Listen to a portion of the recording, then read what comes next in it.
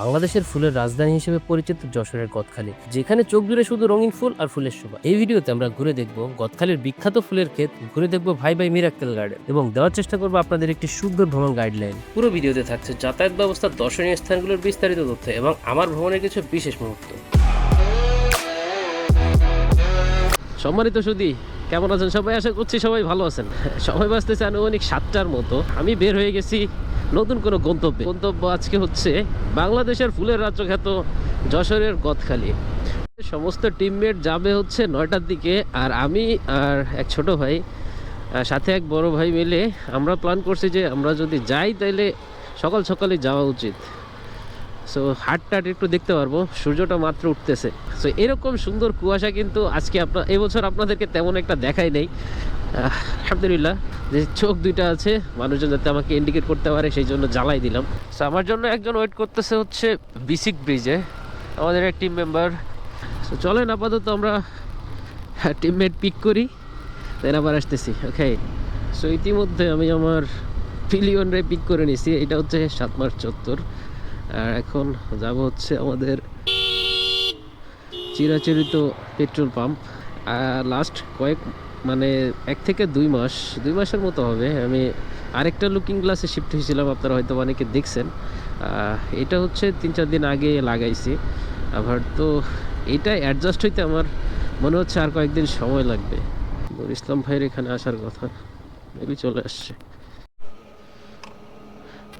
So pump থেকে তেল নিয়ে আল্লাহ নামে মোটামুটি রওনা করে দিছে ইনশাআল্লাহ।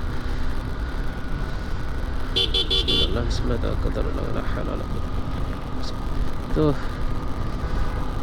আমাদের দূরত্ব আনুমানিক 117 কিলোমিটার দেখছিলাম হচ্ছে গতকালকে। তো 110-15 কিলোমিটার হবে ইনশাল্লাহ। সো যেতে আনুমানিক 2 ঘন্টার আশপাশে সময় লাগবে আশা করছি মিনিমাম, যদি আমরা খুব একটা লম্বা ব্রেক ট্রেক না দেই।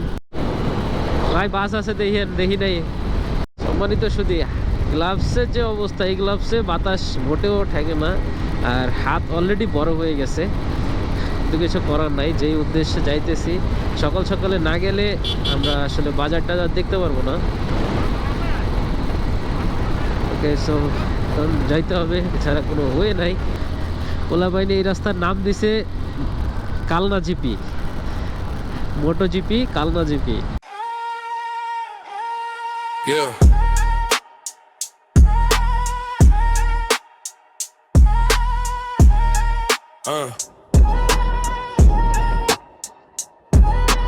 Lines on the map keep changing.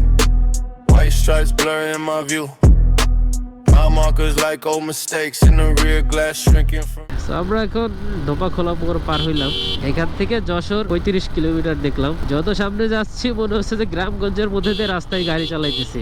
জোস মোর শুধু রাইট নাও আমরা আছি হচ্ছে যশোরে চলে আসছি। আর এখান থেকে এখনো হচ্ছে 21 কিলোমিটার। তা আমরা হচ্ছে সোজা যাব। হ্যাঁ,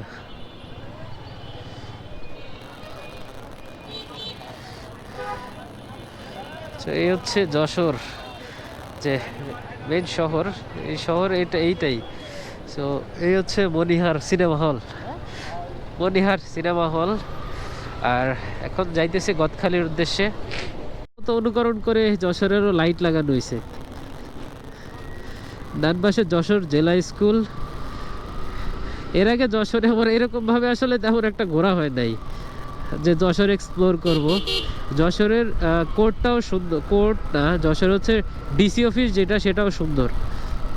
অনেকটা পুরানা, মানে ভবনের আদলে বানানো আছে। তবে লাইটগুলো বেশ সুন্দর। রাত্রেবেলা যদি সুযোগ হয় তাহলে রাত্রেবেলা একটু দেখা যাবো না। যশোরের ভাই ব্রাদার আছে, তো যশোর ওয়াইআরসি যারা আছে ওদের ফোন দিব মনে পড়ে। বাহ, ভাইরাল সুন্দর রাস্তা না ভাই? হ্যাঁ, সুন্দরই মনে হচ্ছে যে বিয়ের গেটের মতো রাস্তাটা। রাস্তার দুই পাশের গাছপালাগুলো একসাথে মিলেমিশে সেরকমই হয়েছে। বিশাল বড় বড় সাইজের দৈত্যাকৃতির গাছগুলো, অনেক বয়স্ক। কিছু কিছু গাছ হচ্ছে মারা গেছে, তারপরে কাইটা ফেলাইছে। তবে গাছগুলো এখন খুব বেশি ডালপালা নাই কিন্তু ভাই, মনে হচ্ছে কেমন জানি আর কি, বয়স যে হয়েছে গাছগুলোর সেটা আসলে কোনো না কোনোভাবে কিন্তু বোঝাই যাচ্ছে, কোনো কোনো গাছের মানে গাছের ভিতরে ফুটা হয়ে গেছে, এই মাথা থেকে ওই মাথা দেখা যায়, ওইদিকে দেখলাম।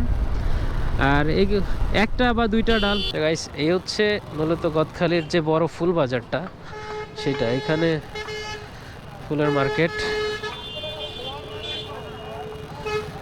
এই বাজারটা এক হিসেবে আমরা বাজার পাই নাই, এখন হচ্ছে বাজার শেষ হয়ে গেছে। আর এই হচ্ছে ফুলের মার্কেটটা।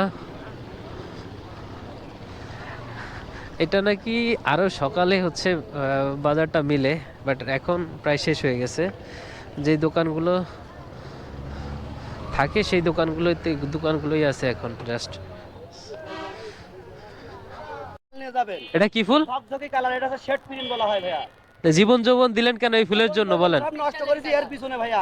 আমি নষ্ট না, আমি তো বিয়েই করিনি। 2026 সালে হ্যাঁ, তো জীবন দৈবন নষ্ট। এমন হচ্ছে যে বিয়েরই না এনে জীবন নষ্ট হলে কিন্তু যাবে না। আমি একবার করেছি ভাইয়া, সে বউ মারা গেছে। ইন্না লিল্লাহ। গান সামনে তো ঘুরে আছে। হ্যাঁ, পার্ক। পদ্মাবতীটা কোন পাশে? এটা না? সামনে সেটা ছিল। এটা কি এই পার্ক? পদ্মাবতী কোনটা? এটা কোথায়? এই যে ভাই ভাই ভাই ভাই একটা পার্ক আছে না? ভাই কোনটা ভালো, এটা ভালো নাকি ভাই ভাই ভালো? দুইটাই ভালো। দুটাই ভালো। ওই তো এই পদ্মাবতী ওই বলে এই পার্কে। মানুষ তো ভাই ভাই তো মনে হয় বেশি যায়, ওটা আগে হইছে না? ভাই ভাই একটা হইছে না? এটা হচ্ছে দেখছিলাম যে এটার কথা জিজ্ঞেস করছিলাম ওর পোলার কাছে, এটাতে যাওয়া যায়, কিন্তু এটাই যাব পরে, বাগানের থেকে ঘুরে আসি। আচ্ছা, রাস্তার দুই পাশে মোটামুটি ফাস্ট ফুড, ফুলের দোকানপাট সবই আছে।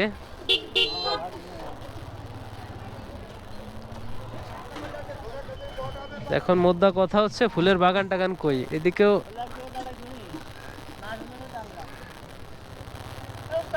ফুলের বাগান কোন পাশে?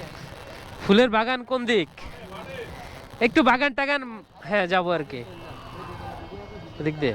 ঠিক আছে ভাই, ধন্যবাদ।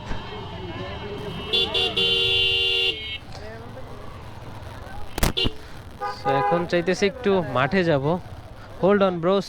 যশোরের বর্তমানে যে মোস্ট ভাইরাল পার্কগুলো, সেই পার্কের আশপাশে হচ্ছে আমরা বর্তমানে অবস্থান করতেছি। বাইকটা এখানে পার্কিং করছি, আমারটা আর ভাইয়ের গাড়ি দুইটাই যে পাশাপাশি পার্কিং করছি। এখানে মূলত পার্কিং হচ্ছে 30 টাকা করে। আর আমরা হচ্ছে মূলত যাওয়ার ইচ্ছা হচ্ছে ভাই ভাই মিরাক্কেল গার্ডেনে যাওয়ার ইচ্ছা, কারণ এই পার্কটাই হচ্ছে মোটামুটি এখানকার মোস্ট ভাইরাল আর বেশি সুন্দর জায়গা।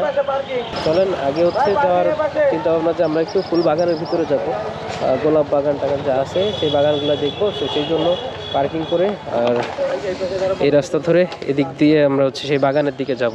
যাইতেছি ফুল বাগান দেখতে। রাস্তার ডান পাশে বাম পাশে গোলাপ, ডান পাশে। আচ্ছা, এই ফুলটার নাম কি কাকা? জারবেরা না?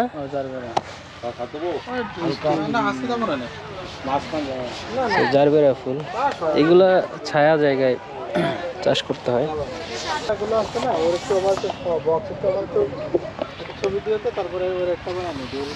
ফুলের রাজ্য স্বাগতম।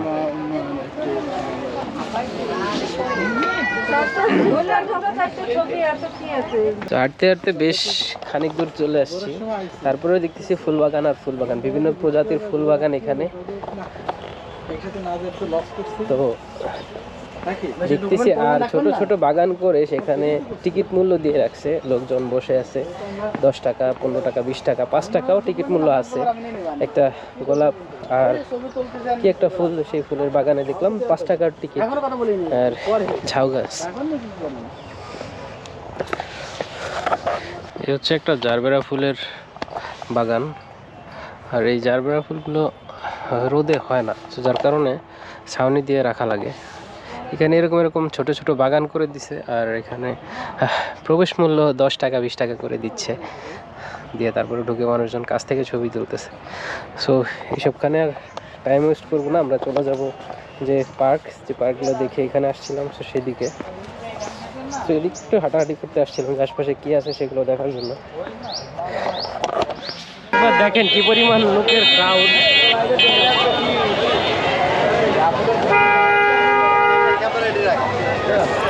ভুল করেও কেউ শুক্রবার শনিবার বা বিভিন্ন অফ ডে যেগুলো আছে সেগুলোতে এখানে যাওয়ার চেষ্টা করবে না, তাহলে দেখেন এরকম মানুষ হাঁটার মতো জায়গাও পাবেন না। আর এখানকার অবস্থা তো গেল এই, এরপরে চলুন দেখাই আপনাদের পার্কের ভিতরের অবস্থা। এটা হচ্ছে সে ভাইরাল ভাই ভাই মিরাক্কেল গার্ডেন। যাওয়ার পূর্বে অনলাইনে যতগুলো ভিডিও দেখেছি তার ম্যাক্সিমাম ভিডিওগুলো ছিল এই পার্কের ভিতরের, তাই আমরা ডিসিশন নিলাম দেখবো যখন এই পার্কটাই দেখি। 50 টাকা করে টিকিট মূল্য, 50 টাকা করে টিকিট কেটে নিয়ে আমরা চলে গেলাম পার্কের ভিতরে। যে পরিমাণ ক্রাউড ছিল তাতে মনে হচ্ছিল না যে খুব সুন্দরভাবে এই পার্কটা উপভোগ করতে পারবো। তো চলেন আপনাদের দেখাই ভিতরকার অবস্থা। বাইরে থেকে যাতে কিছু দেখা না যায় তার কারণে এই পর্দার সিস্টেম করে দেওয়া। তো এই হচ্ছে এন্ট্রেন্সের পরে। চলেন এবার পুরো পার্কটার এরিয়াল ভিউ আপনাদেরকে ড্রোন শুটের মাধ্যমে দেখাই।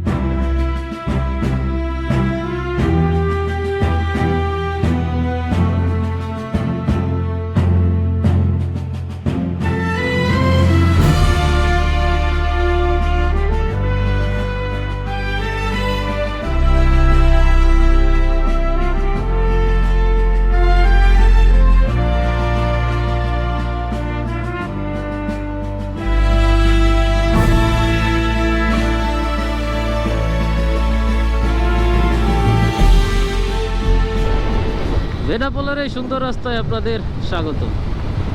যাইতেছি বেনাপোল। আজকে নাকি বিকাল 4টায় গেট খুলে দেওয়ার কথা আছে। ইন্ডিয়া আর হচ্ছে বাংলাদেশের মধ্যকার যে গেট, সেই গেটটা খুলে দেওয়ার কথা আছে। সো 4টার সময়, আর এখন মেবি 3টা সামথিং বাজে। সো খুব ইচ্ছা আছে যে কাছাকাছি গিয়ে দেখবো, কাছে গিয়ে দেখবো যে অভ্যন্তরীণ বিষয়াদি কেমন কি। তো চলেন আপনাদেরও দেখাবো যদি সুযোগ হয়। পাশের গাছগুলা চমৎকার, বেশ ভালোই লাগতেছে দেখতে। এই জন্যই হয়তো এই গাছগুলো আর গাছগুলার নাম সব জায়গায় ছড়াছড়ি। এই গাছগুলো নাকি ইন্ডিয়াতে পর্যন্ত আছে, আর রাস্তাটার নাম যশোর রোড বা এরকম কিছু একটা। তো খুবই দুঃখের বিষয়, হয়তো বা আর 20-30 বছরের মধ্যে এই গাছগুলো নাও থাকতে পারে, কারণ গাছগুলা ওদিক কিছু কিছু গাছ মরে গেছে দেখা যাইতেছে। সেই থেকে বলা যায় যে হয়তো বা আর কিছু বছর গেলে এই গাছগুলোর বিলুপ্তি ঘটবে। সম্মানিত শুধু আমরা কিন্তু এখন বর্ডার এরিয়ার খুব কাছেই চলে আসছি, বিজিবি চেকপোস্ট পার হয়ে চলে আসছি। হ্যাঁ, সো এই হচ্ছে বিশাল সুন্দর একটা বড় গেট। আপনার আগমনে আমরা সম্মানিত, বেনাপোল আমাদের অহংকার। বিশাল বড় সাইজের একটা গেট দিয়ে রাখছে, সুন্দর। যশোর বর্ডার এরিয়ায়। সো সো সো জানি না, মনে হয় আমাদের যাইতে দিবে না, কাউকেই দিবে না। তো এই হচ্ছে অবস্থা। ওই যে ওইখানে হচ্ছে বর্ডার। গেট খোলার অপেক্ষায় আছি। 4টার দিকে গেট খুলে দিবে। গেট খোলা হইলে আমরা ওই পারে যাব। তো সব মানুষ অপেক্ষা করতেছে কখন গেট খুলে দিবে। গেট খুলে দেওয়ার পরে এই হচ্ছে মানুষজনের অবস্থা। আমরা ঠিক যে জায়গাটাতে বসছিলাম এই পাশে হচ্ছে বাংলাদেশিদের সাইড, আর আমাদের ঠিক সামনাসামনি যে অপোজিট পাশে যারা বসা এরা হচ্ছে ইন্ডিয়ান অধিবাসী। এই হচ্ছে একটা জায়গা যেখানে কিনা রেস্ট্রিক্টেড, তারপরেও দুই দেশের লোকজনদেরকে খুব কাছাকাছি থেকে দেখতে পারে। এরপরে শুরু হইলো দুই দেশের মধ্যকার প্যারেড। লাইফে ফার্স্ট টাইম বর্ডার এরিয়াতে এসে এরকম জিনিস দেখতে পাচ্ছি, আর এটা আসলেই সৌভাগ্যের দাবিদার।